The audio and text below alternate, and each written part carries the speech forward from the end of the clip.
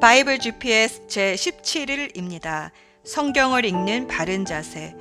1918년 도쿄에서 살인죄로 사형당한 도키치 이시이의 이야기는 아무리 악독한 사형수라도 성경으로 주님을 만날 수 있다는 것을 보여줍니다.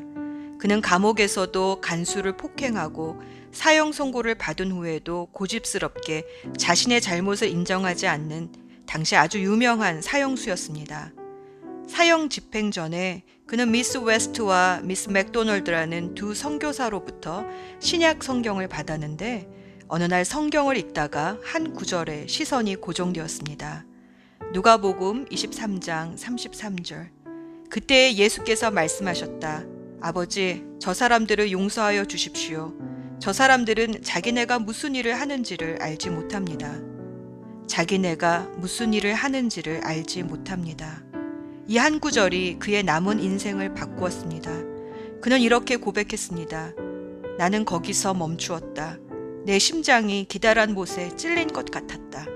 이 구절이 내게 보여준 것은 무엇인가? 그리스도의 심장에서 터져나오는 사랑이라고 해야 할까? 그분의 긍휼이라고 해야 할까? 뭐라고 불러야 할지 모르겠다. 다만 말할 수 없이 감사한 마음으로 내가 믿었다는 것을 알 뿐이었다. 성경에 대한 많은 지식이 필요치 않았습니다. 그에겐 그 한 구절로도 충분했습니다. 성령님은 그 한 구절로 도키치에게 예수 그리스도에 대해 계시해 주셨습니다. 그리고 그는 변화되었습니다. 좁은 독방에서도 예수님과 대화하며 자신의 사형 집행을 하나님의 공명정대한 심판으로 받아들이고 평안한 죽음을 맞이했습니다. 어떻게 이런 일이 일어날 수 있을까요? 성경이 하나님의 영감으로 쓰여진 책이기 때문입니다. 사도 바울은 뛰어난 설교가였지만 그는 말의 지혜가 아니라 하나님의 능력이 사람을 변화시킨다는 것을 알았습니다. 그래서 그는 성도들을 위해 늘 이렇게 기도했습니다. 영광의 하나님 아버지, 사랑하는 성도들에게 지혜와 계시의 영을 부어주셔서 하나님이 어떠한 분이신지 알게 하시고 마음의 눈이 밝아져서 하나님이 주시는 부르심의 소망이 무엇인지 또 하나님이 주시는 것이 얼마나 풍성하고 놀랍고 영광스러운 것인지 알게 해주소서. 에베소서 1장 17절에서 18절. 성경을 통해 하나님의 음성을 듣기 위해서 지혜와 계시의 영이 필요합니다. 우리 마음의 눈이 밝아져야 합니다.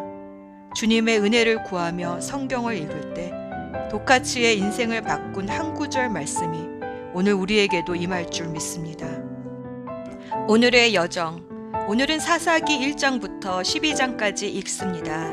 주전 1400년경 땅의 점령과 분배를 마친 이스라엘은 주전 1390년경에 지도자 여호수아가 죽은 후 사사 시대로 들어갑니다.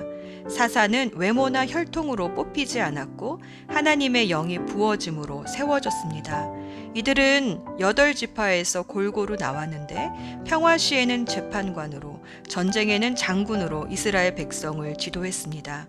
유목민이었던 이스라엘이 가나안에 정착하면서 농사를 짓게 되었는데 이때 풍요와 다산을 준다는 가나안 토속 신인 바알과 아세라 신을 섬기기 시작했습니다. 모세와 여호수아가 그렇게도 섞이지 말라고 경고했건만 매 7년마다 초막절에 율법을 낭독하라고 했던 모세의 명이 지켜지지 않았고 가나안 전쟁을 경험하지 못한 다음 세대 이스라엘은 하나님을 아는 지식으로부터 점점 멀어져 갔습니다. 사사기 1장은 결국 다 쫓아내지 못한 남은 가나안 족속들을 기록하고 사사기 2장은 사사시대의 혼란과 죄의 악순환이 시작된 배경을 설명합니다. 어떻게 보면 이 장은 사사기의 요약장이라고도 볼 수 있습니다. 12지파가 땅을 분배받은 후 하나님은 레위 지파와 부모 세대들이 하나님 말씀을 잘 가르쳐서 그 말씀으로 통치를 받는 제사장 나라를 원하셨습니다. 하지만 우상을 섬기자 이방 민족들에게 침략을 당하게 됩니다. 그때마다 백성들이 부르짖으면 하나님은 사사를 보내셔서 구원해 주셨습니다. 운니엘, 에훗, 삼갈, 여선지자 드보라, 기드온, 입산 이와 같은 사사들 이야기가 3장부터 계속 이어집니다. 이스라엘 백성은 사사들에게 만족하지 못했습니다. 오히려 이방 나라들의 왕정 정치 체제를 부러워하면서 사사 기드원에게는 왕이 되어달라는 요청을 하기도 합니다. 하지만 하나님의 신정 통치가 주님의 뜻임을 안 기드원 자리는 왕 자리를 거절합니다.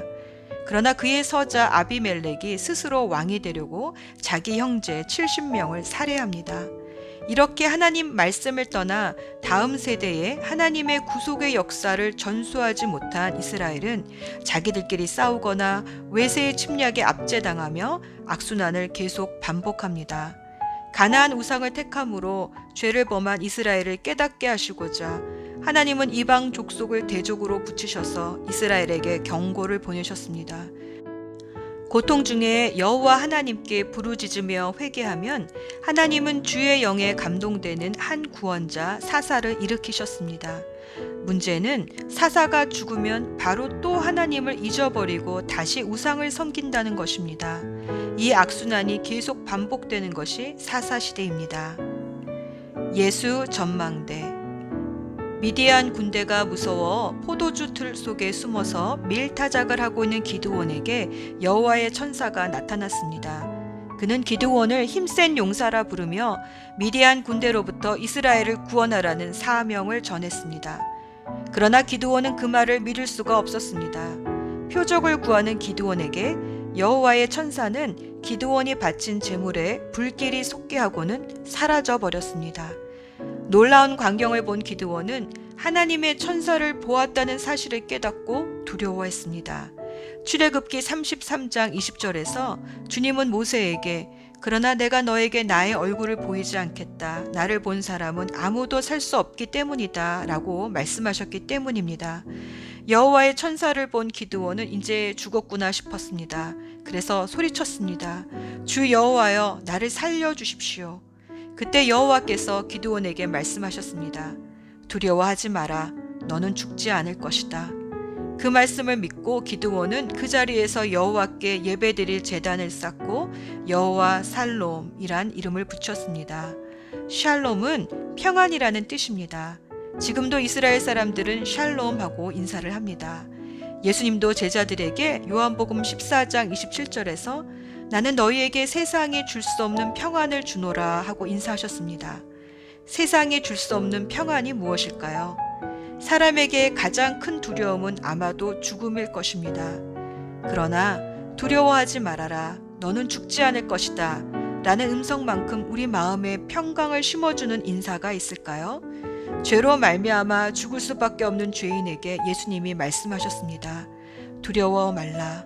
너는 죽지 않을 것이다.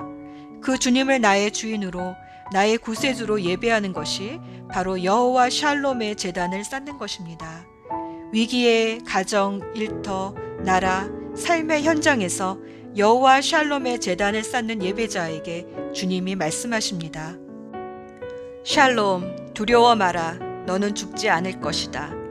그 놀라운 평강이 기드온에게 임하자 기드온은 더 이상 포도주 틀에 숨지 않았습니다. 이스라엘을 망하게 한 바알 제단과 아세라 신상을 헐어버리고 전쟁의 나팔을 불었습니다. 300명의 용사들이 기드온과 함께 일어섰습니다. 이스라엘에 다시 평화가 임했습니다. 이 세상의 미디안 군대를 보고 두려워질 때마다 여호와 샬롬, 예배의 제단을 쌓읍시다. 그러면 두려워하지 말라. 세상이 줄 수 없는 평안을 너에게 준다. 라는 주님의 음성을 듣게 됩니다. 그러면 우리는 삽니다. 영원히. 기도합시다. 평강의 하나님 아버지, 우리의 시선을 주님께 돌립니다. 오늘도 말씀을 읽으며 우리 마음의 눈이 밝아져서 하나님을 더욱더 알게 하옵소서.